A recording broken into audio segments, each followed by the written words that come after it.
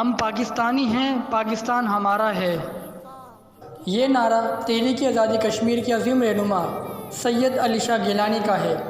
آج 1 ستمبر 2022 کو ان کی پہلی برسی کے موقع پر ہم ان کے حالات زندگی پر نظر ڈالیں گے کہ کس طرح بابا حریت نے اپنی زندگی کا اہم حصہ کشمیر کی آزادی کے لیے جدوجہد کرنے میں گزار دیا۔ تو چلیے ویڈیو کا باقاعدہ آغاز کرتے ہیں۔ جہانگیر اے وادی کشمیر، اے وادی کشمیر، اے وادی کشمیر، اے وادی کشمیر۔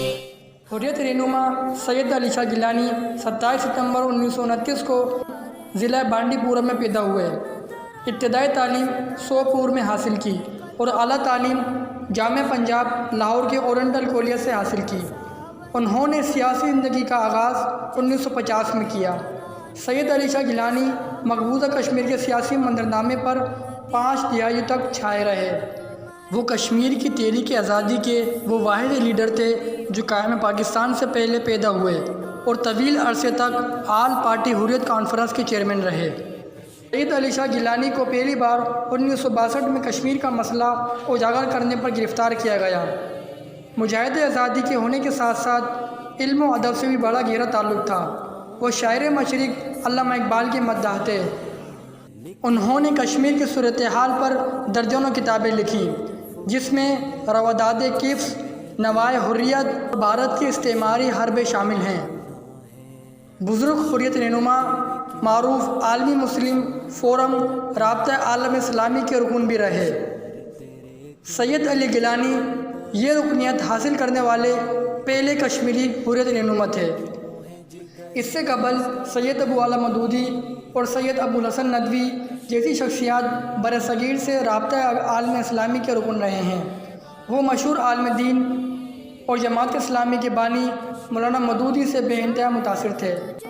سید علی شاہ گیلانی نے جماعت اسلامی مقبوضہ کشمیری جوائن کر لی اور اسی جماعت کے ٹکٹ سے سوپورہ کے حلقے سے 3 بار یعنی 1972، 77 اور 87 میں الیکشن جیتے اور کامیاب ہوئے۔ حریت رہنما سید علی گیلانی مسلمان تھے، کشمیری تھے اور پاکستان سے الحاق اور بھارت کی غلامی سے آزادی کے علمدار تھے۔ 2003 میں انہوں نے اپنی جماعت تحریک حریت کی بنیاد رکھی۔ بابا تحریک آزادی کشمیر سید علی شاہ گیلانی کے یادگار الفاظ ہیں کہ اگر ہندوستان ہماری سڑکوں پر سونا بھی بچھا دے، ہم پھر بھی تحریک آزادی سے دستبردار نہیں ہوں گے۔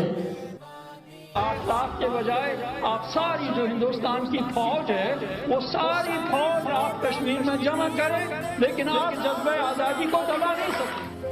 تقریباً 12 سال کی بھارتی نظر بندی اور 1/3 قید و بند میں رہنے والے علی گیلانی نہ کبھی جھکے اور نہ کبھی بکے۔ تاریخ عالم میں حریت کا عنوان علی گیلانی کے نام سے لکھا جائے گا۔ 2006 میں انہیں کینسر جیسے خطرناک مرض کی تشخیص ہوئی، مگر بھارت کی پابندیوں کی وجہ سے وہ بہتر علاج نہ کروا سکے۔